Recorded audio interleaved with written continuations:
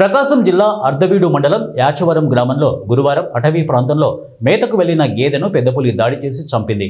పశువుల కాపర్లు సమాచారం అందించడంతో అటవీ శాఖ అధికారులు సంఘటనా స్థలాన్ని పరిశీలించి పులి పాదముద్రలను గుర్తించారు. పులి సంచారాన్ని నిర్ధారించిన అధికారులు దాని కదలికలను గుర్తించేందుకు ట్రాప్ కెమెరాలను ఏర్పాటు చేసినట్లు తెలిపారు.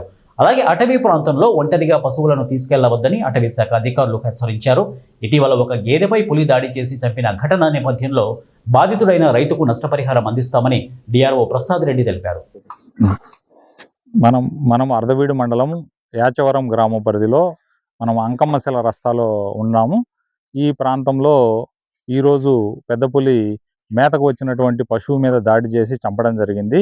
ఈ పశువు యాచవరం గ్రామానికి చెందినటువంటి తలుపుల అంకిశెట్టి గారిది. ఈ సందర్భంలో వారికి మేము అటవీ శాఖ తరఫున నష్టపరిహారం త్వరలో చెల్లించడం జరుగుతూ ఉంది. మేము యాచవరం గ్రామ ప్రజలకు తెలియపరిచేది ఏంటంటే, ముఖ్యంగా ఈ పెద్ద పులులు సంచరించేటువంటి ఈ ప్రాంతంలోకి పశువులను మీరు ఒంటరిగా పంపవద్దండి అని విజ్ఞప్తి చేస్తా ఉన్నాం అటవీ శాఖ తరఫున.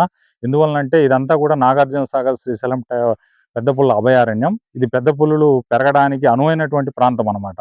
మన ప్రదేశంలో పెద్ద పులి ఉంది అని అంటే అది మనకు చాలా గర్వకారణంగా మనము భావించాల్సి ఉంటుంది.